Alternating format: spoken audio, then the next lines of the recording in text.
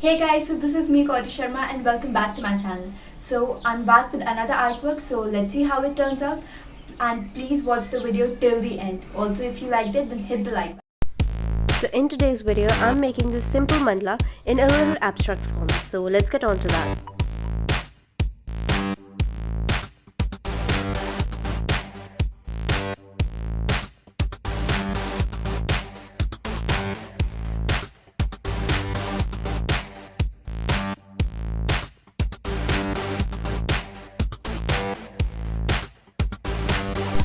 So firstly, I'll begin by applying the light blue shade all over the paper.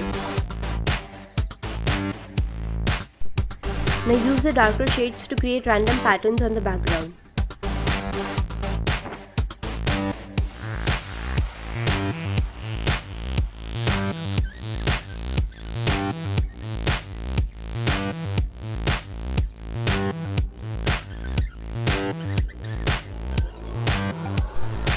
So now over here, I'll make the boundary with white color so that it pops out.